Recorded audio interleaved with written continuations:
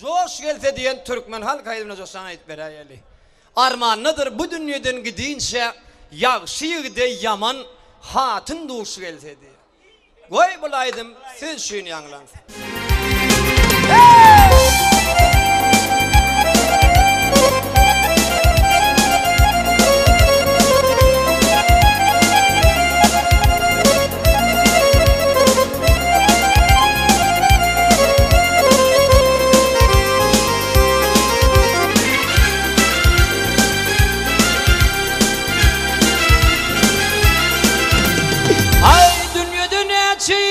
Vardır imçesi yaman.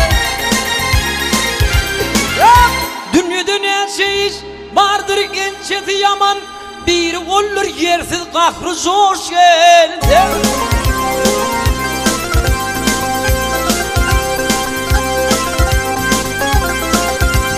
Ey aşıklarım, aşıkları bir gün ahir zamanda yardan ayrı düşüp aradaş kaldı.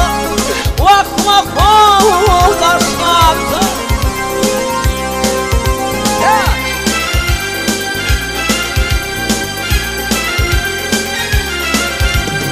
Ey dostunu saklama niptin kalmasın.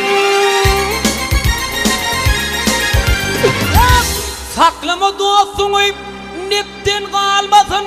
Düşmanın saklama sırrın bilmedi. Ey ağaçtan algın, bir gün olmasın. İşmiş güller bir namarda duş gelse. Vak duş gelse. Yaradılar yanlayıp köydüler canayım.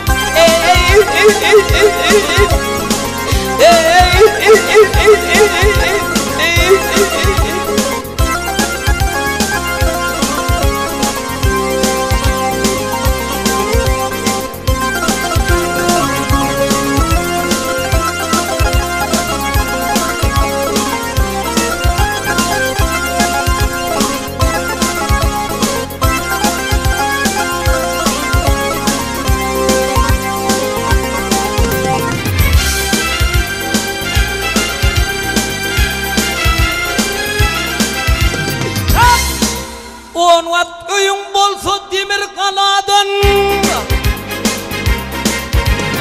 Ey on vat öyün bolsa demir kanadan. Acıl tapar emir gelse Allah'dan.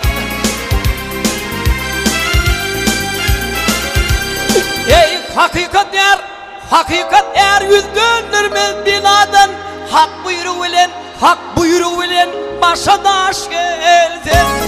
Vak daş gelse.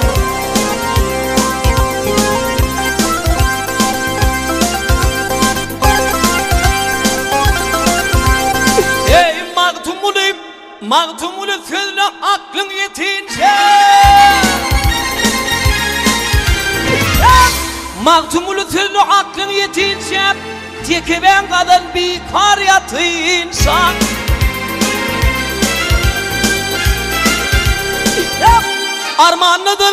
Armağanıdır bu dünyadan gidince. Ona tigde yaman hatın duş gelse. Vak duş gelse. Dediğin dostlar köydünü bağrıma.